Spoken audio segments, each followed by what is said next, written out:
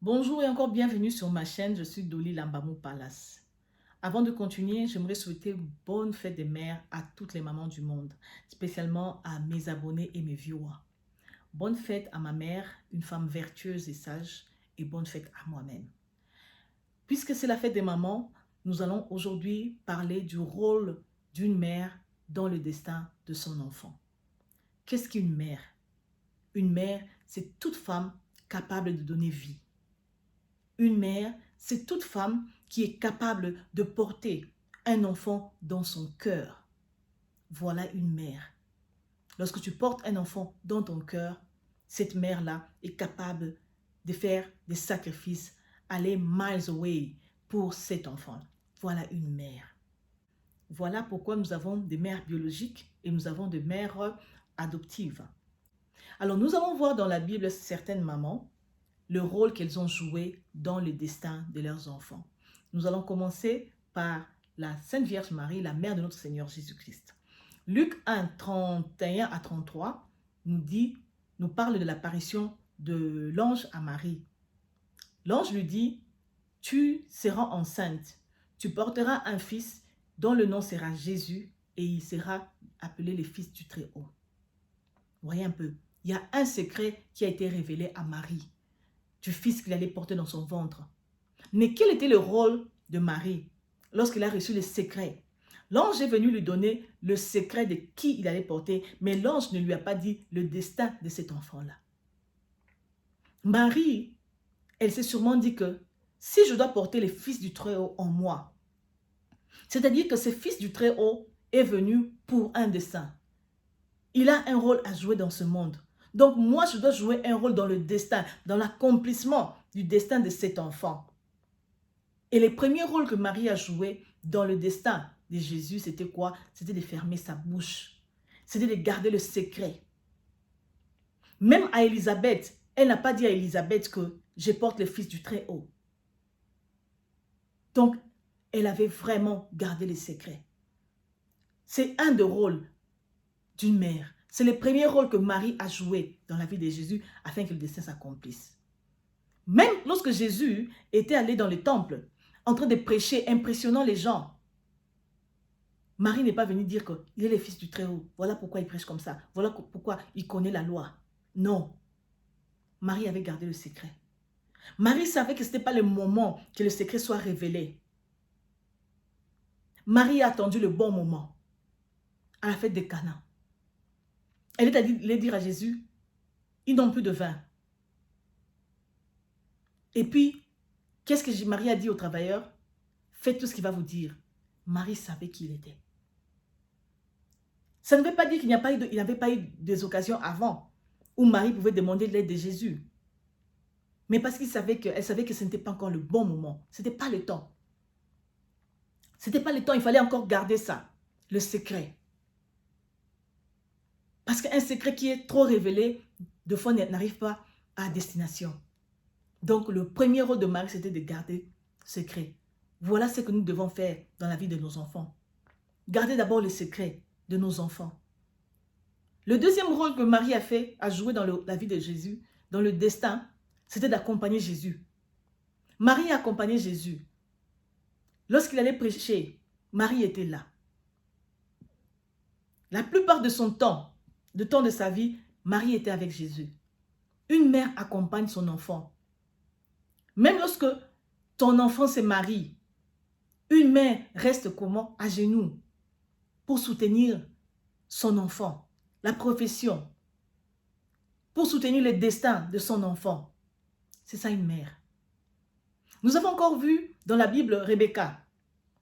Rebecca, enceinte de 2 enfants, des jumeaux dans le ventre, Dieu lui dit, le cadet va dominer sur le premier, sur l'aîné.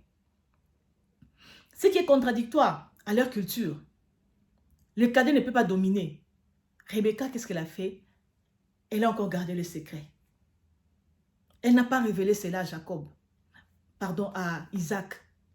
Seulement qu'elle se disait, si je dis ça, qu'est-ce qui va arriver à mon fils Jacob? Parce que c'est contradictoire à notre culture. Ils vont peut-être éliminer Jacob et le destin de Jacob ne sera pas accompli. Si Dieu veut que Jacob domine sur Ésaü, il y a une raison. Rebecca avait fermé sa bouche. Rebecca a accompagné Jacob tout le temps, jusqu'à quoi? Au moment opportun.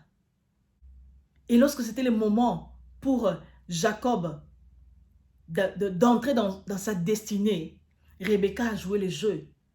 Elle a fait porter à son fils le pot de bête pour qu'il ressemble à son frère. Elle a préparé les mets délicieux, comme son mari aime. Elle a joué le rôle. C'est elle qui avait la clé de ce destin-là. Rebecca pouvait dire, oh non, il faut seulement que Ésaü soit béni. Ainsi, la destinée de Jacob n'allait pas s'accomplir. Mais Rebecca a accompagné Jacob. Pendant que Jacob grandissait, il disait pas, non, tu sais quoi, toi tu vas dominer sur ton frère. Non, mais les signes étaient là. Ésaü avait vendu son droit d'aînesse. Pour Rebecca, sûrement, ce n'était pas quelque chose d'étrange, de surprenant, parce qu'elle savait déjà. Elle connaissait le destin de Jacob et elle a protégé ce destin-là. Pourquoi? Parce qu'elle avait compris que c'était le temps de déclencher quoi? La promesse. De déclencher le destin de mon fils. Il pouvait tout le long dire à Isaac, non, non, non, non, tu sais quoi? Moi, Dieu m'a dit que c'est Jacob qui va hériter, ce n'est pas Ésaü. Mais non, elle a caché ça. Lorsque tu connais le destin de ton fils, il y a une révélation, particulièrement pour ces enfants dont il y a des révélations. Il faut cacher cela. Nous avons vu avec la Sunamite, une femme qui n'avait pas d'enfant. Mais lorsqu'elle a reçu Élisée, elle a été bénie d'avoir un enfant. Et après, ses fils est mort. Elle était seule quand elle a vu que mon fils est mort. Et si nous lisons un peu plus haut, nous voyons que quand le fils avait un peu de la fièvre, le père a renvoyé l'enfant chez qui? Chez sa mère. Allez lui donner à sa maman.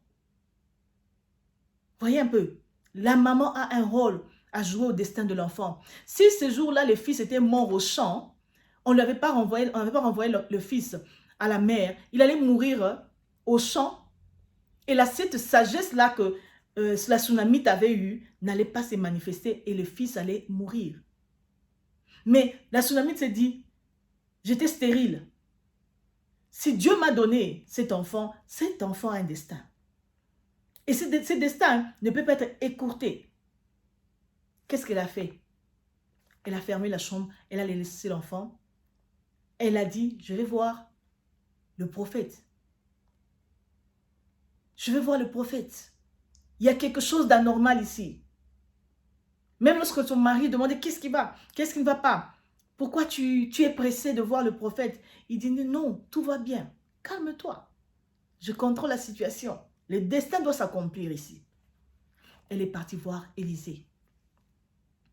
Donc elle était là, elle a accompagné. Et si nous voyons avec toutes ces trois femmes, il y a eu toujours la visitation divine. Marie a été visitée par l'ange. Rebecca, Dieu lui a parlé. Lorsqu'elle a cherché la face de Dieu, elle voulait savoir pourquoi ses enfants se battaient dans mon ventre comme ça. Elle a cherché la face de Dieu. Dieu l'a révélé pourquoi. Dieu l'a révélé le destin. La Sunamite a été visitée par Dieu, par le canal d'Élysée. Vous voyez un peu. Pour qu'une mère puisse comprendre ou connaître vraiment le destin de son fils, pour qu'elle puisse bien jouer son rôle, il faudrait toujours aller dans la présence divine de notre Seigneur Jésus. La présence de Dieu. Allons chercher cela. Dans la présence du Seigneur. Nous avons ce devoir-là de pouvoir connaître les destins de nos enfants pour pouvoir les accompagner. Le rôle d'une mère. Fermons nos bouches. Soyons comme ces trois femmes que nous avons citées. Les secrets qui se révèlent très souvent n'arrivent pas à destination. Il y a de ces adages qui les disent. Si tu veux bien vivre, vis caché, vis calmement. Accomplis les choses, mais ne sonne pas la trompette avant le temps. Soyons ces mamans qui ne sonnent pas de trompette avant le temps de destin de nos enfants. Déclenchons les destins de nos enfants au moment opportun, afin que ces destins-là puissent aller jusqu'à l'accomplissement. Voilà une mère. Soyez bénis et une fois de plus, bonne fête à toutes les mamans. Abonnez-vous, cliquez sur le pouce, partagez la vidéo afin que nous tous, nous puissions célébrer vraiment cette fête des mères. Nous nous voyons à la vidéo prochaine.